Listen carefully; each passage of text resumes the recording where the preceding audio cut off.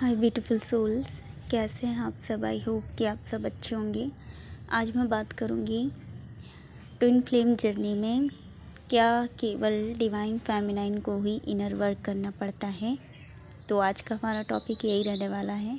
तो देखिए, twin flame journey में जो डिवाइन फेमिनाइन और डिवाइन मैस्कुलाइन एनर्जी है, ये दोनों इस 3D वर्ल्ड में जब आते हैं तो इनकी बॉडी अलग अलग होती है। यानी कि दोनों एनर्जीज अलग अलग बॉडी में डिवाइड हो जाती हैं, जो कि अलग अलग कंट्रीज़ में भी रहती हैं, अलग अलग सिटीज़ होती हैं इनकी। और हो सकता है कि कभी कभी ऐसा हो सकता है कि एक ही शहर में रहते हों, लेकिन सोसाइटी तो अलग अलग होती है और फैमिली भी अलग अलग ही है। तो उनकी फैमिली और सोसाइटी के अनुसार दोनों में क्या आ जाते हैं, ब्लॉकेज आ जाते हैं। दोनों के अंदर उनका जो माइंडसेट है ना, उनकी फैमिली के अनुसार और उनकी सोसाइटी के अनुसार उनका माइंडसेट जो होता है वो अलग हो जाता है ना। डिफरेंट टाइप का होता है दोनों से। और उनकी जो सोच विचार है, बिलीव सिस्टम है, और सब कुछ अलग हो जाता है।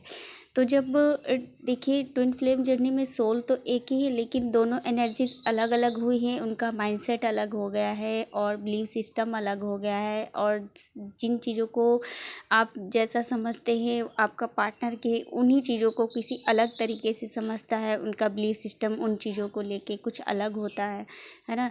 तो अगर ऐसी एनर्जीज रहेगी तो आपका रियूनियन नहीं हो सकता है ना। तो रियूनियन नहीं हो सकता है, इसीलिए आपकी दोनों एनर्जीज़ को मिलाने के लिए, यानी कि रीयूनाइट कराने के लिए, आपको ईश्वर यही वर्क देते हैं कि आपको दोनों एनर्जीज़ को हील करना पड़ता है, दोनों एनर्जीज़ पर काम करना पड़ता है ना। और दोनों एनर्जीज़ के अंदर जो होते हैं ब्लॉकेज होते हैं। फेमिनाइन एनर्जीज़ के अंदर भी ब्लॉकेज होते हैं, यानी जो फेमिनाइन एनर्जी है उनके अंदर भी ब्लॉकेज होते हैं, उन्हें भी इनर वर्क करना पड़ता है। और उसी तरह से जो मैस्कुलाइन एनर्जी है उन्हें भी इनर वर्क करना पड़ता है, उन्हें भी इनर वर्क करने की ज़रूरत पड़ती है, अपना बिलीफ सिस्टम चेंज करने की ज़रूरत पड़ती है। क्योंकि देखा होगा डिवाइन फेमिनाइन आपने, है ना। क्योंकि डिवाइन मैस्कुलाइन आपको क्या बोलते हैं, जब स्टार्टिंग में बबल फेस हो रहता है ना, तब आपसे क्या बोलते हैं, वो किताबी कीड़ा बोलते हैं।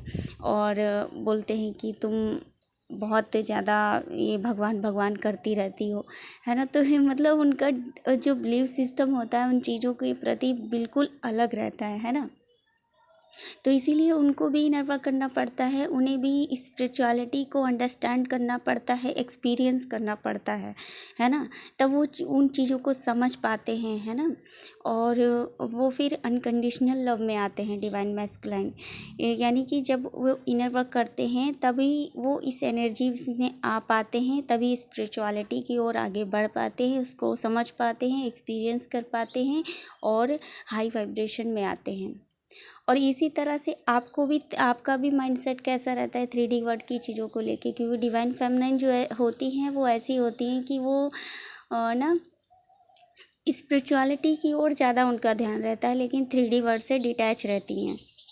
तो 3D वर्ल्ड की चीज़ों से भी उनका भी ऐसे ही माइंडसेट रहता है कि ऐसा कैसे हो सकता है, 3D में ऐसा नहीं होना चाहिए, वैसा नहीं। मतलब कुछ ना कुछ ऐसा रहता है कि आलतू फालतू की चीज़ें लगती हैं, है ना। तो डिवाइन फेमिनाइन को ऐसी ही चीज़ें लगती हैं।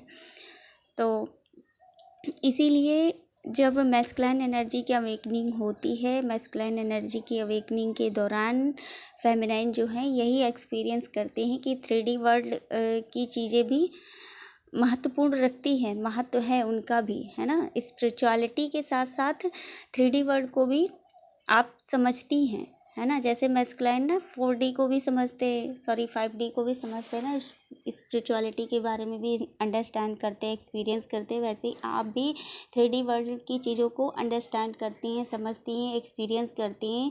और तब आप दोनों एनर्जीज़ को, दोनों चीज़ों का, स्पिरिचुअलिटी और 3D वर्ल्ड की चीज़ों का महत्व को पता चलता है कि दोनों ही चीज़ें महत्वपूर्ण हैं, है ना।